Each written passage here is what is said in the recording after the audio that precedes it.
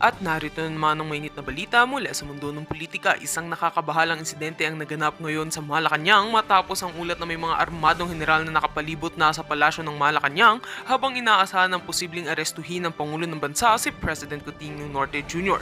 Ayon sa mga sources na malapit sa gobyerno, nakatanggap ng ulat ng ilang miyembro ng media na may mga paggalaw mula sa mga armadong general at kanilang mga sundalo na may dalang matataas na armas. Ang mga general na hindi pinangalanan sa kasalukuyan ay nakita sa mga strategic na lokasyon sa paligid ng Malacanang upang tiyakin ang kaligtasan ng kanilang operasyon. Ang insidente ay iniulat na may kaugnayan sa isang malupit na hakbang ng militar na may layuning arestuhin ng Pangulo. Bagaman wala pang formal na pahayag mula sa Malacanang, sinabi ng ilang mga opisyales na hindi pa rin malinaw ang dahilan ng operasyon at kung anong klase ng paglabag ang posibleng ibinibintang kay Pangulong Marcos. Samantala, ilang miyembro ng gabinete at mga taga-suporta ng Pangulo ang nagbigay ng pahayag na magmimistulang isang paboritong hakbang ang mga plano ng militar na binigyang diin nila bilang isang malupit na pagsubok sa demokrasya. Ayon sa mga ito, isang malaking tanda ng kaguluhan sa loob ng gobyerno at pagtatangka ng destabilization ng kanilang nakikita sa mga pangyayari. Dahil sa tensyon sa paligid ng palasyo, nagsagawa ng mga hakbang na seguridad ang mga otoridad upang tiyakin ang kaayusan sa lugar. May mga ulat din na nagsimula na ang mga operasyon ng mga lokal na pwersa ng pulisya at sundalo upang pigilan ang anumang hindi inaasahang karahasan. Hanggang ngayon, wala pang opisyal na pahayag mula sa Pangulo hinggil sa nasabing operasyon. Patuloy na binabantayan ang sitwasyon at inaasahang makakakuha tayo ng mga karagdagang detalye sa mga susunod na araw. At yan ang mga balitang ating pagkakatutukan at kung bago ka pa lamang sa aking channel ay huwag kakalimutang mag-like, share and subscribe para updated ka sa aming mga bagong balita dito sa Tatak Pinas.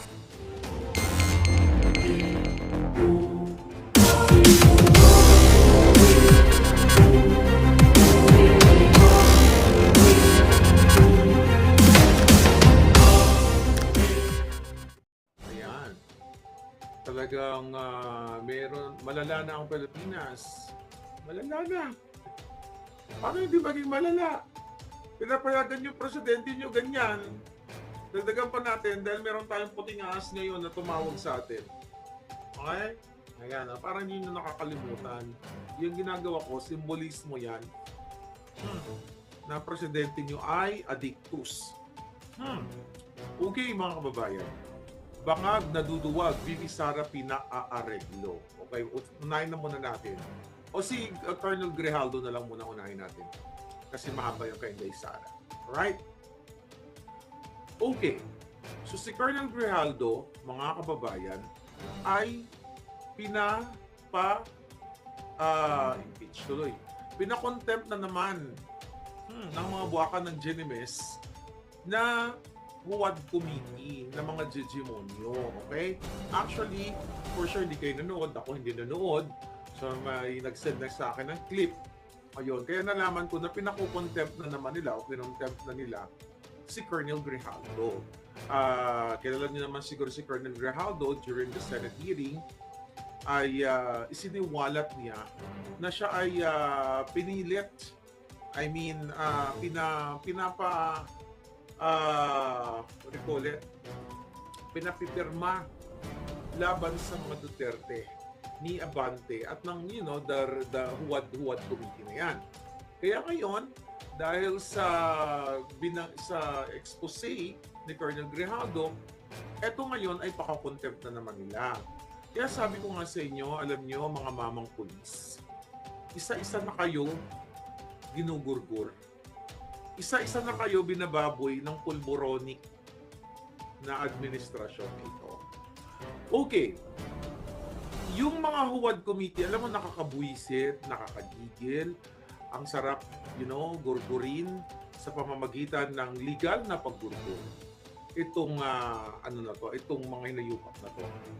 Ano yon yung nag-iinarte yung Congresswoman Zamora, yung Pam Zamora at yung si niyetang pulburon to sa gabal sa mundo, si Gonzalo. So pinapaliwanag ng doktor ng ospital na kung saan ay in-explica kung ano yung ang tawag dito, yung karamdaman o ano ang medical procedure na pinagdaanan ni Colonel Grijaldo. So ayon nga sa doktor, nagkaroon ng, anong tawag dito? Okay, microscopic shoulder surgery. Okay, so yun ang sinabi doon. Ngayon, December 2, okay, December 2 daw ito tama ba yung pagka-explain doon? December 2, nag-under ng surgery.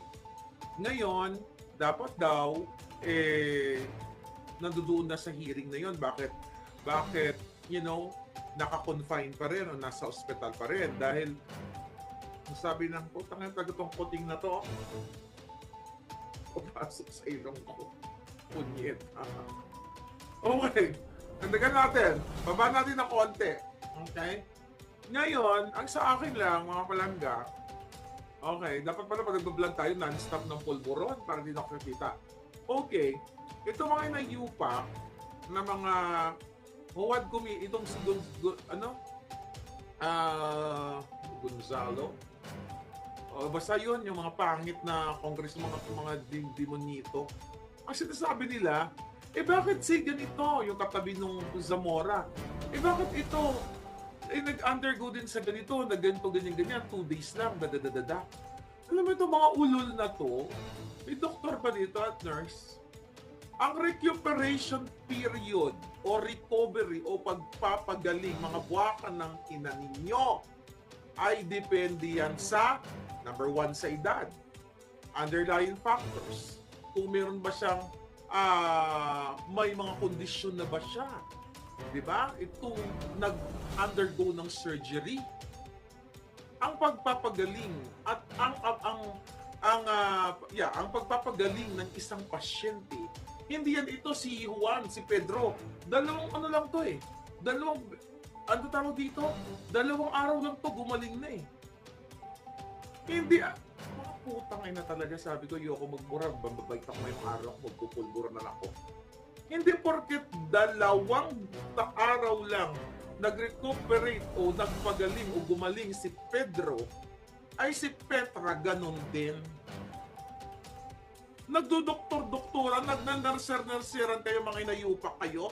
Yung mga utak nyo, lahat kinuha nyo na. Nag-abu-abogado kayo, mga bobo kayo. Lahat na ng profesyon, nagja-justice kayo, mga giatay kayo, mga inayupak kayo. Hindi nyo iniisip. Usually, may mga medical nasa medical field. Kapag ganong surgery, 1 to 2 weeks. Okay? Yung mga ganong classic, based on my experience, even yung mga elderly patient namin dito, 1 to 2 weeks ang recuperation. Hindi yan pwedeng magpa-cute-cute. Okay? Maglakad-lakad. Kasi nag-undergo ng surgery. Ginalaw yung kanyang botkon. Diba? Botkon is shoulder. Diba? So yun, baka nakasling pa yan, kung ano-ano pag mga or kung, nakakabwisit ikaw, putang ina kang Zamora, kang inayupak ka, nagdudunong-dunungan ka. Sabi niya, naiinis na kasi ako eh. Ang alpot, inis na kasi ako eh. Kasi, dahil hindi daw dumating si Colonel Grijaldo, ito nga yung tinuturo niya katabi niya, ayoko sunod itong aswang na yun. Sabi niya, ito nga, 2 days lang. Gamitin niya. Wala kayong utak. Yung mga utak niyo, burak. Isaksak mo yan sa kipay mo, sa mora, na hindi porket 2 araw gumaling si katabi mong betlog, kung sino man yon, ay 2 araw din si Grijaldo. Diba? Mga babae, nakaka-high blood. Pero buti na lang, low blood ako. Hindi nila iniisip. Ito naman si doktor, sa bagay, siguro baka nasindak. Dapat as a doctor, as a medical, as a healthcare worker, whoever, doktor ka, dapat ipiniliwanag mo.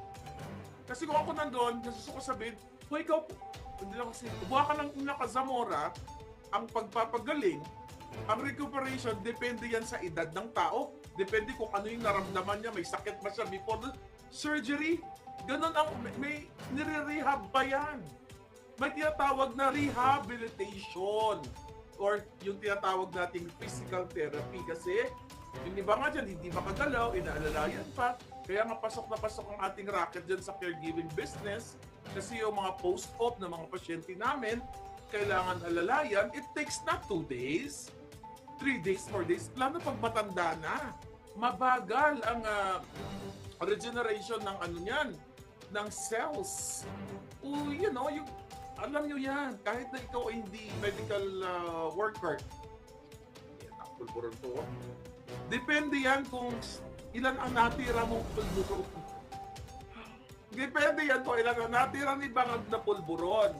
Yan ang isalaksak nyo sa mga jutak nyo, mga hinayupak kayo, na hindi kayo gumagamit ng jutak. Lahat na ng pinasok nyo, judge, maestra, doktor ngayon. Diba? Kung ako kaya magtanggalin ko kaya yung mga shoulder ninyo.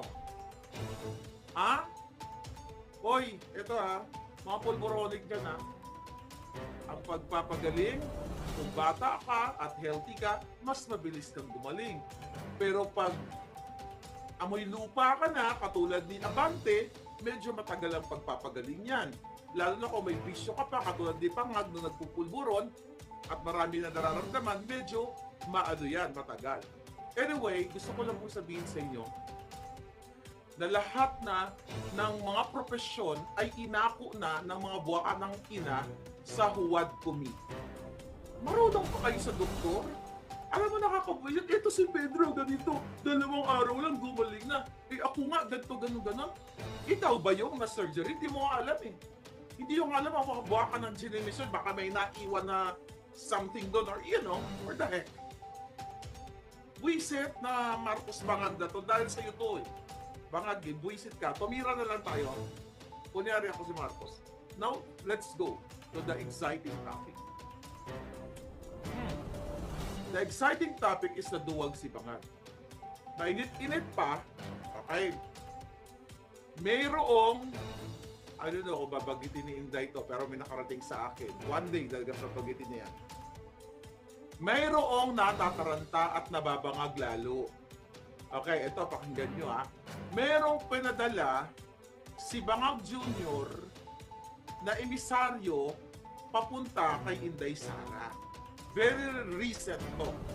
Okay? Anong ginawa? Kinakausap si Inday Sara, inaareglo, ayon sa ating putingas, inaareglo si Inday Sara na ang sinasabi nitong emisaryo na ito, pwedeng si manggagamit, si Amy, pero for sure hindi na magtitiwala dyan si Inday. Sabi nga ni Inday, never again. Day, after all, mapati-pati ka din sa ilang mga linti na pangdong abala. Okay, lunggo yun. Naintindihan naman siguro ni Inday. Anyway, pwede, Julian's World. Ang siste ganere, okay? Kinakausap ngayon si Sara dahil hindi nagpapatinag si Inday Sarang astig. So, binubudol na naman. Alam nyo kung anong sinabi ng emisaryo kay Inday at mensahe ni Bangag. Sabihin kay Inday Sara na hindi niya alam. Hindi daw alam ni Marcos Jr. ang pinagagawa ng kanyang asawang pusher. Asawang butod, budlo, putot, giatay, anpot, patutot, karat, biga-biga, tanan-tanan na. Okay? At hindi daw alam ni Marcos Jr. ang ginagawa ni Tambalusos ni Martin Romualdez kay Inday Sara. Kaya sabi ko sa kausap ko, nagbulol na rin ako. Sabi ko lang sa kausap ko, buha ka ng ina pala niyang hinayupak na yung bangag. Talagang bangag. Sabi ko sa kanya, sa tingin ba nila maniniwala si Inday Sara? Sabi nga, hindi nga naniniwala. Okay, ipagpalagay na natin, sabi na hindi alam ni Bangag. Hindi ibig sabihin, kargado talaga siya ng pulburon, Dodong. Hindi niya alam ang ginagawa ni Lisa Bartek. At ni Tambalusos kay Inday Sara. After niya mag-speech na, ano sabi ni Bangag nung nag-statement si Inday Sara? Baka akong hospital dito sa kapulburon ko. Ganito ba talaga magpulburon? Tumigil na nga ako, kunyeta, baka masugon tayo sa hospital katulad ni Bangag. Okay, tigil na ako sa pagsisinghot. That's enough. Oh my God. Tingnan mo, pulbus na. Okay, anyway. Bangag talaga. Sabi niya, aregluhan daw, magbati na lang daw, mag-reconcile daw sila. Yes! Mag-reconcile. Gusto makipag-reconcile na ni Kuting dahil hindi naman daw niya kayang, hindi daw niya alam yung ginagawa ng asawa niya, hindi niya makokontrol. Hindi po, ina mo, Marcos Jr. Hindi ka lang under desire, inutil ka, bangag ka, buwa ka ng ina, lumayas ka na dyan. Hindi mo nakokontrol ang pagnanakaw ninyong lahat. Recently, yes, Gerald, breaking news, bangag noon, bangag ngayon. Kita niyo mga kababayan, hindi niya alam yung ginagawa ng asawa niyang nakikipag-tsuktsakan sa PSG at ang pinsan niyang Buyoy, Anyway, ngayon, makikipag-ano ba si Inday? Makikipag-areglo? Of course, never again. Number one, makikipag-areglo ba si Inday matapos siyang kuwaan ng security detail? Imagine ninyo, I believe, ito lang ang history ng Vice President ng Pilipinas na tinanggalan ng security. Hindi isa, dalawa, tatlo. Lahat ng security ay tinanggal kay Inday Sara. Anong ibig sabihin niya? Gusto nilang magurgur si Inday. Tapos ngayon, makikipag-areglo si Inday Sara. Never again. Kasi may nagbabadya. Natatakot si Bangag na hindi niya matapos ang kanyang. Bakit hindi na nga abutin niya ng Hindi na abutin niya. Konting kembot na lang yan. So hindi daw niya alam, hindi daw niya makukontrol. Ang sabi pa kasi hindi naman nakukontrol ni BBM, sabi ng emisaryo ni Bangag. And the more na lumaki siya dyan, tama nga siya sinabi ni Inday na hindi niya alam kung paano maging presidente. Do you think Inday Sara will trust them again? Sabi nga niya sa kanyang kanina, kahapon, sa kanyang press con, hindi siya nagtatrust kahit kanino man, kundi sa sarili niya lang. My God! Do you think? Well, alam na ni Inday yan. Hindi na makipag-areglo. Ay, ni Marcos, huwag ka na magpabudo. Huwag mo nang budulin si Sara. Huwag mo na kaming budulin, mga putang ina ninyo. Mga buwakan ng ginimis ninyo. Mga inutil kayo lahat, mga kawatan kayo. Na tumubo ang inyong mga buto, ang inyong mga dugo na nanalaygtay sa dugong kawat. Ang kapal ng pagmumukha nyo, sana kunin na kayo lahat ni Satanas. Anyway, number 2. Yung mga kaso ngayon na gusto nilang i-file kay Inday Sara. Yung impeachment na yan, do you think makikipag-areglo si Inday? Alam nyo yung ginagawa kay Inday Sara, mga palangga, mag-agree kayo? Unang ginawa nila yan kay Maharlika. Na akala nila matitinag at tatahimik na ako. Ngayon si Inday pinapailan pa ng kaso. Ako 4 cases. 4 na kaso doon sa kapapasok lang. Bacudio versus Contreras. Dismissed with prejudice.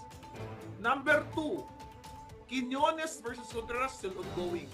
Number 3, na kaso sa akin. Proxy cases ng bangag na administrasyon na ito. Melquiades Robles, nandyan kawatan sa PCS versus Contreras dahil daw ang kanilang pangalan ay hindi daw dinidipay ko daw sila o dinodumisan. Mga putang inang ito, mga kawatan, yan ang nagkaso sa akin. Number 4, Elizalde ko. Ayan, chairman ng Committee on Appropriation. Sinabi nila, 4 yan. Pumunta sila dito sa Amerika, gumastos ng pera ng bayan dahil sa kagustuhan ni Lisa Tanas. Napatahimikin ako. Kami, now si Inday Sara. Si Inday Sara, di ba? Ano sabi ni Inday Sara sa kanyang press con? Pinag-aaralan pala, pinaghandaan na nila last year pa lang yung mga kaso, especially yung impeachment, dahil binanggit na yan ni Franz Castro, na kung saan convicted, di ba? Sinabi ni Inday kagabi sa kanyang press con. Okay? So ngayon, mga palangga, impeachment, death threat ni Inday Sara, haharas nila sa mga staff, kay Attorney Lopez and everything. Do you think, mambubudol, manggagamit, Amy Marcos, o lahat ng mga emisaryo na gustong budulin na naman si Sara dahil na kikita nyo na hindi aayon sa inyo ang majority. Kahit in-increase, ay kahit dinagdagan, ito nga yung mga, what do you call it? Military. Talaga bang bobo kayo? O nagbubububuhan kayo? Dinagdagan kayo ng konting barya na allowance nyo everyday. Pero, mga palangga, aray ko, okay, tingnan natin dito. Okay. Alright, tingnan natin ang ating listahan ng kapalaran. Listahan. Nahan ka. Okay, tingnan natin. Alright? Okay. Here we go. Okay?